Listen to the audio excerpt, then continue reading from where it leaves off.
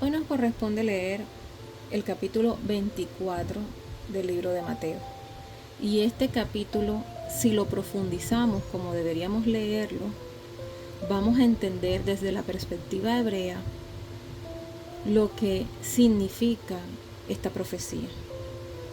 Yeshua junta a sus discípulos en el Monte de los Olivos, que está frente al templo de Jerusalén, y ellos le preguntan sobre el futuro del templo y el fin de los tiempos. Y Yeshua responde sus preguntas hablando de eventos catastróficos que estamos esperando todos, ¿verdad? También les da señales de cómo conocer estos tiempos y de qué es lo que deben hacer. No solamente ellos, sino nosotros, porque yo siempre he enseñado que las profecías son cíclicas. Sucedió en la época en la que en el año 70, después de su venida, se destruyó el templo, pero también hay una profecía que estamos a punto de nosotros mirar con nuestros propios ojos, de vivir. Yeshua empieza con la predicción más fundamental: el templo será destruido. Y esta profecía, como te dije, se cumplió en el año 70 después de su venida, cuando todas las tropas romanas destruyeron el templo y hoy solamente queda el cote, la pared, lo que nosotros decimos. Para los hebreos del primer siglo, el templo era el centro de adoración, era donde la presencia de Dios y el nombre de Él era invocado.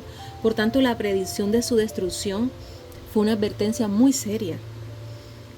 Esa destrucción fue vista como un juicio sobre el sistema corrupto y la falta de arrepentimiento, lo cual también se entendió dentro de esa tradición profética del Tanaj, que ya se había hablado de la posibilidad de una destrucción. Por ejemplo, Jeremías, Ezequiel hablaron de esto como resultado de la desobediencia del pueblo, ¿verdad? En estos versículos Yeshua da una serie de señales que ocurrirán antes del fin de los tiempos. Y estas señales son importantes, pero también debemos entender que no necesariamente se cumplen de una sola vez, sino que son pistas, advertencias de lo que va a suceder. Del 4 al 5, Yeshua advierte de que muchos se levantarán diciendo: yo soy el Mesías, y engañarán a muchos. Y este fenómeno de falsos mesías y de falsos profetas fue muy común en la época del primer siglo, incluso antes de que Yeshua viniera. Y hay registros históricos de líderes que se declararon mesías y que lideraron levantamientos, como el caso de Barrabás o otros durante la ocupación romana.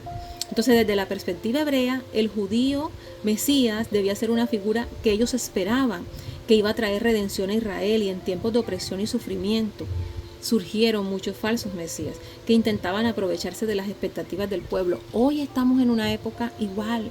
Estamos viviendo tiempos tan difíciles que todo el mundo está esperando dónde es que se va a levantar el Mesías o el antimesías. En los versículos siguientes, él habla acerca de los rumores de guerra, que se levantará nación contra nación, reino contra reino, y eso lo estamos viviendo hoy. Es una referencia a las tensiones políticas y sociales que son una característica de los últimos tiempos. Este tipo de conflictos ya estaban presentes en el mundo romano y se van a presentar aún mucho más en el futuro. Vemos todo lo que se está dando en Medio Oriente, ¿verdad? Entonces, en términos de profecía, este concepto de guerras y enfrentamientos está relacionado con la lucha por el control de la tierra prometida, la restauración del reino de Israel, algo que se menciona en el libro de Zacarías. Esa guerra es vista como parte de las pruebas y de las tribulaciones que Israel tendrá que enfrentar tiempo antes de la tribulación, tiempo antes de la redención, principio de dolores, ¿verdad? Luego, en los versos 7 y 8, él habla de catástrofes naturales, de crisis globales, temas de pandemias, que son señales de los últimos tiempos. Estas manifestaciones de dolor y de sufrimiento como parte de principio de dolores, que es un concepto que tenemos claro que debe precedir a la llegada del Mesías, y por eso lo entendían perfectamente, porque en los textos, por ejemplo, como Isaías 24, se describe que la tierra será llena de devastación antes de la restauración final. Entonces, esto lo esperaban ellos y nosotros también lo estamos esperando. Del 9 al 13, Yeshua profetiza a sus seguidores que ellos serán perseguidos, así como nosotros también hoy estamos siendo perseguidos. Muchos vamos a ser entregados a tribulación, muchos se apartarán de la fe, ya lo estamos viendo. Esta persecución fue una realidad para ellos, pero también es una lucha, una señal de esa lucha constante por mantener en los tiempos difíciles, la fe. Eso también nos conecta con las pruebas que los justos debemos enfrentar antes del retorno del Mesías. Y es un tema recurrente en los salmos, en los libros de los profetas. En el versículo 14 Yeshua está diciendo que este evangelio será predicado en todo el mundo como testimonio a todas las naciones. Yeshua menciona que la proclamación del retorno del reino de Dios es una parte clave de las señales de los últimos tiempos, es decir, un avivamiento como nunca antes lo hemos visto, un retorno a la Torá de corazón verdadero. Y esta es una señal de una lucha constante que debemos tener nosotros para llevar la palabra a todos los rincones de esta tierra. Esto se conecta no solamente con la tradición profética que anticipaba la proclamación de la palabra de Dios en todas las naciones antes de la venida del Mesías, porque también hubo un avivamiento, sino que también debemos darlo, como dice Isaías 2, Zacarías 8. Y los versículos 15 al 18 habla de la gran tribulación y de la abominación desoladora. Esta abominación desoladora de la que habla Daniel en el capítulo 9, 11 y 12, que es una referencia a esto, habla de un sacrilegio que ocurrirá en el templo, como sucedió en la época de los macabeos, cuando el rey Antíoco Epifanes sacrificó un cerdo en el templo. La profecía de Daniel también está relacionada con eventos futuros en los que se produce un ultraje al templo como señal de una desolación que se va a dar. Y del 21 al 22, la gran tribulación, Yeshua describe que va a haber un tiempo de gran sufrimiento y angustia, el cual será sin precedentes. Este es un tema recurrente en el libro de Apocalipsis y está relacionado con las pruebas externas que deben venir antes del retorno del Mesías, antes de la redención final. Y del verso 23 al verso 28, Yeshua advierte nuevamente de que no debemos dejarnos engañar por los falsos mesías. ¿Verdad? Que ellos van a decir, ahí está, míralo, porque la señal de su venida va a ser clara, va a ser como él perfectamente aquí lo dice.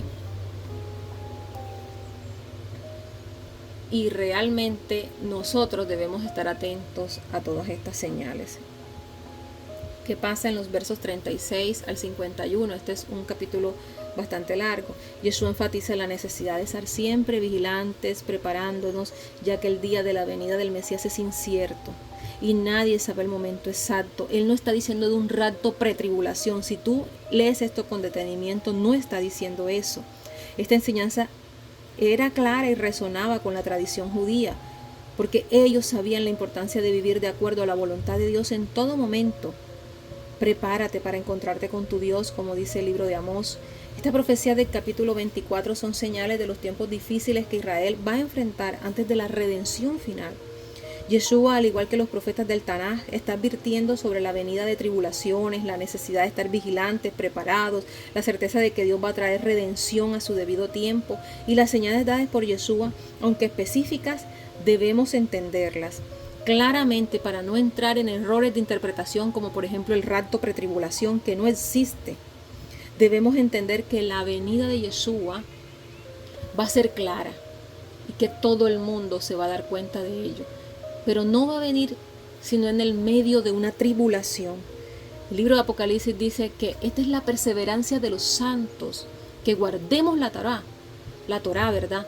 Y el testimonio de Yeshua. Entonces es como yo siempre he dicho, tienes que cabalgar en un caballo con las dos manos agarradas, una en la Torá y una en el testimonio de Yeshua. Yeshua no vino a abolir la Torá, lo hemos leído en Mateo capítulo 5. Él vino a explicarnos el trasfondo de lo que es vivir la Torá. De hecho, en el capítulo anterior, Yeshua nos dice algo bien importante, que los fariseos y los escribas se sientan en la cátedra de Moisés. Aquí está. Dice, los escribas y los fariseos se han sentado en la cátedra de Moisés, de modo que hagan y observen todo lo que los digan, pero no hagan conforme a sus obras, porque ellos dicen y no hacen. No debemos estar pendientes de cómo alguien sigue a Yeshua, porque en su palabra está clara la forma exacta de seguirlo y cómo vamos a obtener nuestra salvación.